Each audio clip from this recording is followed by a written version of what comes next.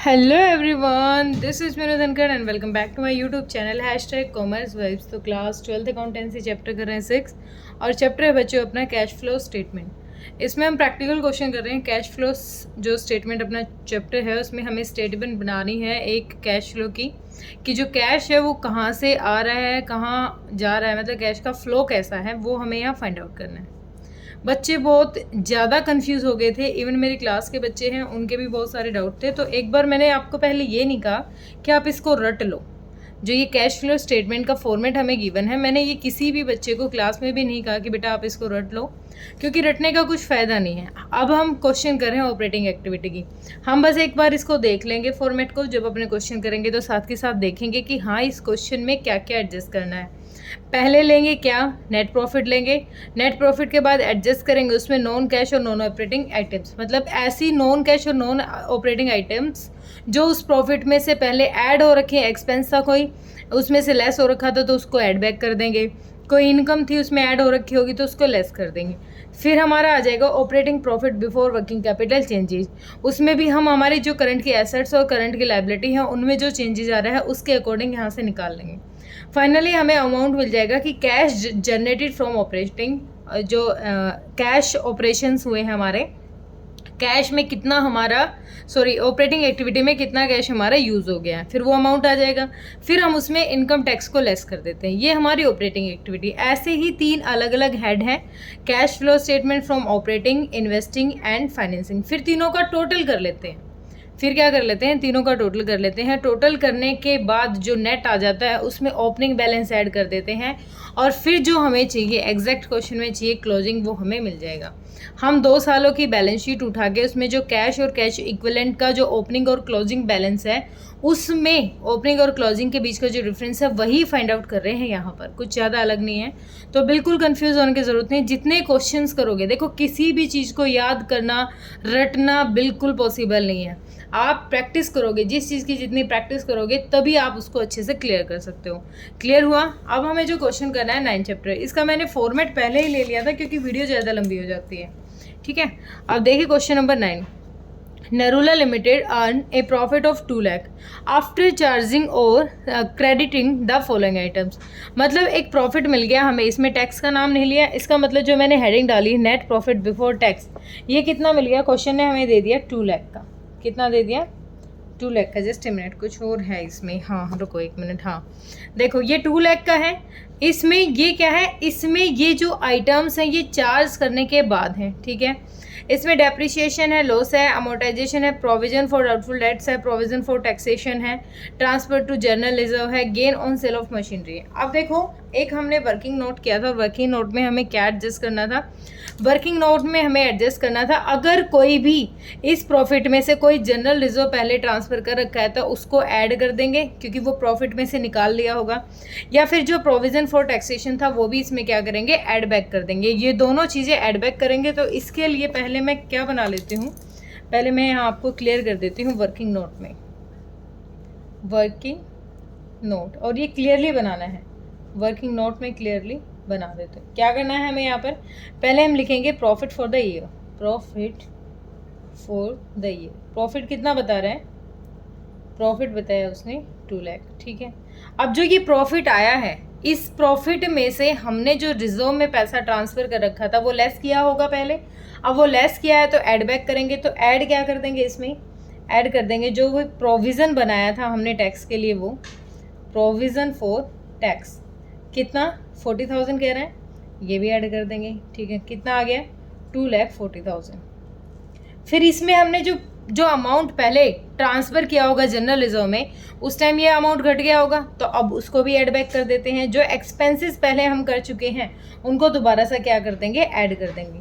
तो जो ट्रांसफ़र किया था हमने जनरल रिजर्व में, कितना अमाउंट? 20,000। तो टोटल कितना हो गया? 2,60,000 का अमाउंट क्या आ गया हमारा? ये आ गया net profit before tax. Net profit before tax, PBT, net profit before tax कितना? 2,60,000। यहाँ लिख देते हैं मेन कॉलम में, ये इनर कॉलम है और ये मेन कॉलम। पहली चीज़ हमने निकाल ली, ठीक है, हमने एडजस्ट कर दिया। उसके बाद हमें जो चेयर रखी है, नॉन कैश डेप्रिशिएशन, ये क्या है, नॉन कैश है। Loss on sale of furniture, ये क्या है, नॉन ऑपरेटिंग एक्टिविटी है। जो भी नॉन कैश या नॉन ऑपरेटिंग एक्सपेंसेस हम पहले कर चुके हैं उनको ऐड कर देंगे, या जो इनकम ऐड कर चुके थे पहले उनको लेस कर देंगे, तो वो अमाउंट हमारा निकल के आ जाएगा, ठीक है। उसके बाद ये हमें कुछ वर्किंग कैपिटल निकालने के लिए जो करंट एसेट्स करंट लायबिलिटी में जो चेंजेस दे रखा है ये भी हम यहाँ पर अप्लाई कर लेते हैं। पीछे भी कोई इन्फॉर्मेशन है क्या? नहीं, पीछे कोई इन्फॉर्मेशन नहीं है। अब सबसे पहले देखो डेप्रिसिएशन दे रखा है। डेप्रिसिएशन क्या है अपना, नॉन कैश ट्रांजेक्शन है, क्योंकि कोई एसेट थी उसकी वैल्यू डिक्रीज हो रही है और वो उसी अमाउंट से, हमने पास से कोई पैसा नहीं लगाया इसमें, तो वो क्या है, नॉन कैश है। और ये उस टाइम हमने जब पीएनएल बनाया था उस टाइम इसमें एक्सपेंस था तो लेस किया होगा अमाउंट में, तो अब इसको ऐड कर देते हैं। क्या है ये अपना डेप्रिसिएशन, क्या है डेप्रिसिएशन, कितना है डेप्रिसिएशन 25,000 का। इनर कॉलम में लिखें, यहाँ पर जो भी अपना अमाउंट है उसको इनर में लिखेंगे, बाद में एडजस्ट करेंगे। सेकंड है loss on sale of furniture. हमने कोई फर्नीचर बेचा था और उसमें हमें लॉस हुआ है, उस लॉस को हमने क्या किया होगा, उसको, वो नॉन ऑपरेटिंग एक्टिविटी थी, ठीक है, क्योंकि रोज़ तो फर्नीचर बेचते नहीं, नॉन ऑपरेटिंग एक्टिविटी को उस टाइम हमने, हमारे पास से पैसा चला गया होगा जब हमने पीएनएल बनाया, तो उसको भी ऐड कर देते हैं।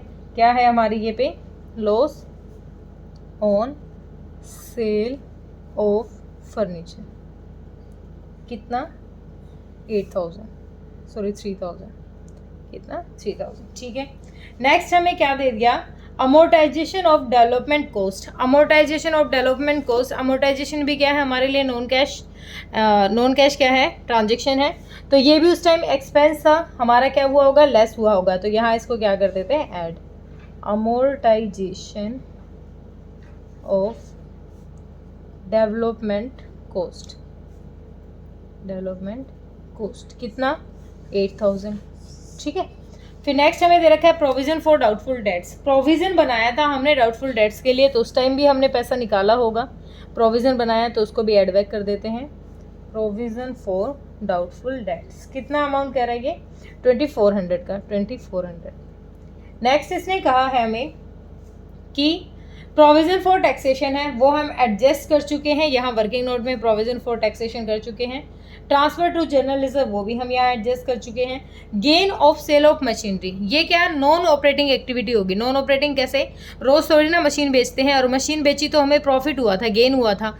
अब जो मशीन बेचने पर गेन हुआ है उस गेन को हमने क्या किया होगा, ऐड किया होगा, अपनी इनकम दिखाई होगी, तो उसको यहाँ पर लेस कर देते हैं। जो भी एक्सपेंसेस थे जो पहले घट चुके हैं उनको ऐड कर दो, जो इनकम थी हमारी वो जो हमने ऐड की होंगी उनको लेस कर देंगे। तो यहाँ पर एक ही है अपनी, कौन सी, profit on sale of machinery. Profit नहीं लिख सकते, गेन लिखेंगे भाई, gain on sale of machinery, क्योंकि प्रॉफिट और गेन दोनों में डिफरेंस होता है। मशीनरी कितना 9,000, क्लियर है। ये कैश ट्रांजेक्शन टोटल करो इनको, एडिशन वाले की कितना हो जाएगा 8,311, ये हो जाएगा आपका टोटल 38,400, 38,400। अब यहाँ तक टोटल करो, 2,60,000 में कितना हो जाएगा, 269 और 8, हाँ सॉरी 2,98,400। अब इसमें क्या एडजस्ट करना है, लेस कर देना है, कितना 9,000 लेस कर देंगे, 004, 18 में से 9 गया 9, 8, 2,89,400 क्या आ गया, ये आ गया हमारा। यहाँ लिख देते हैं इस अमाउंट को, नीचे मैं यहाँ शिफ्ट करके लिख देती हूँ इसी अमाउंट को, 2,89,400, ये आ गया हमारा operating profit before working capital. सबसे पहले क्या लिया था, प्रॉफिट लिया था। देखो जब पीएनएल बनाया होगा, पीएनएल में प्रॉफिट एंड लॉस से हमें क्या मिलता है, प्रॉफिट, नेट प्रॉफिट मिलता है। उस नेट प्रॉफिट में जितने भी एक्सपेंस थे उनको हमने ऐड कर दिया, जो इनकम थी उनको लेस कर दिया। अब हमारे पास कौन सा आ गया, एक ऑपरेटिंग प्रॉफिट आ गया जो with in the year use हुआ है, ठीक है, ऑपरेटिंग प्रॉफिट आ गया। इस ऑपरेटिंग प्रॉफिट में जो भी हमारी करंट एसेट्स डिक्रीज या इंक्रीज हुई थी उनसे जो एडजस्टमेंट हुई थी वो यहाँ पर एडजस्ट कर देंगे। फिर हमारा क्या निकलाएगा, एग्जैक्ट कैश निकल आएगा कि कैश कितना यूज हुआ है ड्यूरिंग ऑपरेटिंग एक्टिविटीज़, ठीक है। अब यहाँ पर देखो, अब क्वेश्चन में यहाँ तक का आ गया, यहाँ तक की चीज़ें मैंने बता दी थी। अब आगे काम की चीज़ें, यहाँ जो एडिशनल इन्फॉर्मेशन, ट्रेड रिसीवेबल है 2221। ट्रेड रिसीवेबल पहले 90,000 के थे, अब बढ़ गए हैं। करंट एसेट्स हमारी बढ़ रही है, करंट एसेट्स बढ़ती हैं तो क्या करते हैं, करंट एसेट्स बढ़ती हैं तो कहाँ था, इंक्रीज इन करंट एसेट्स, तो हम क्या करेंगे यहाँ पर लिख देंगे ट्रेड रिसीवेबल। क्या बढ़ रहे हैं हमारे? Trade receivable. ये फॉर्मेट यहाँ पर सारी चीज़ें हमें गिवन है। रिसीवेबल कितने से बढ़ रहे हैं? 10,000 से। ठीक है, ओके। नेक्स्ट ट्रेड पेबल है 41 से 60 हो गए। ट्रेड पेबल लाइबिलिटी थी, लाइबिलिटी बढ़ रही है, लाइबिलिटी बढ़ती है तो क्या करते हैं? ऐड करते हैं ट्रेड पेबल्स। ट्रेड पेबल्स कितने से बढ़ रहे हैं? 41, 19,000 से हमारे ये बढ़ रहे हैं। ठीक है, उससे नेक्स्ट है आउटस्टैंडिंग एक्सपेंसेस 5,000 के थे, 1,000 के हो गए, 4,000 से घट गई। अब हमारी करंट लायबिलिटी क्या हुई है? डिक्रीज हुई है, तो यहाँ लिख देते हैं आउटस्टैंडिंग एक्सपेंसेस कितने से? 4,000 से डिक्रीज हो गया। अभी तो पहले फॉर्मेट के अकॉर्डिंग हम एडजस्ट कर रहे हैं कि कौन सी चीज़ कहाँ जाएगी। नेक्स्ट है प्रीपेड एक्सपेंसेस हैं, और यहाँ ओपनिंग कुछ नहीं दे रखा, तो इसका मतलब 22 में बढ़ गए हैं। और प्रीपेड एक्सपेंसेस क्या होते हैं? हमारी करंट लायबिलिटी होते हैं। Current liability sorry prepaid expenses नहीं, करंट एसेट होती है और पहले कुछ नहीं थी, इसका मतलब अब बढ़ गई है। कितनी? क्या है? Prepaid expenses. प्रीपेड एक्सपेंसेस कितने से बढ़ गए भाई? 2,000 से। अब देखो, एक प्रॉफिट आया था 2,89,000 का ऑपरेटिंग प्रॉफिट था। इसमें से जो ऐड की आइटम्स थी, इसका मतलब यहाँ पर 19,000 ऐड कर देंगे। 0, 0, 4, 9, 9, 18, 9, 10, 3,08,400 आ गया। ठीक है, अब यहाँ पर जो लेस के आइटम्स हैं 10,000 to 12 और 4 16,000 को यहाँ लेस कर देंगे। 16,000 को यहाँ लेस कर देंगे तो अमाउंट देखो कितना आ गया? 0, 0, 4, 8 में से 6 गया 2, और 10 में से 1 गया 9 और 2, 2,92,000 क्या आ गया? 2,92,400 क्या आ गया? ये अमाउंट आ गया। ठीक है, अब तक जो कैश यूज हुआ है। तो अब इस कैश में ऑपरेटिंग एक्टिविटी एडजस्ट करने के बाद हमारा जो कैश आ गया ये, अब इसमें हमें क्या लगाना है? जो टैक्स की पेमेंट है उसको लेस कर देते हैं। पेमेंट ऑफ टैक्स क्या करते हैं? पेमेंट ऑफ टैक्स को लेस करते हैं। सारी चीज़ें आपकी जो हमें स्टार्टिंग में फॉर्मेट दे रखा है ना कैश फ्लो स्टेटमेंट का, वही है। कितना था हमने देखा था, देखो अब कुछ नहीं बताया तो इसका मतलब टैक्सेशन जो हमने बनाया था, प्रोविज़न बनाया था, उतना ही टैक्स हमने पे किया होगा। जब कुछ अलग से एडजस्टमेंट नहीं देते ना, तो समझ जाना कि हमने जो प्रोविज़न बनाया था ना पिछले साल, उतना ही हमने टैक्स पे किया होगा। अब हमने 40,000 का हमने टैक्स पे किया होगा, तो 0, 0, 4, 2 और 9 में से 4, 2,52,000 हमारा कैश यूज़ हो गया। किस में? हम लिख सकते हैं यहाँ ऑपरेटिंग एक्टिविटी में। Net cash from operating activity, किसमें? ऑपरेटिंग एक्टिविटीज़ में। बिल्कुल सिंपल सा क्वेश्चन था, होप क्लियर हुआ होगा। किसी बच्चे का कोई डाउट है तो वीडियो को दोबारा देख ले, या फिर क्या करें, मुझे कमेंट करें। ठीक है, थैंक यू सो मच बच्चे।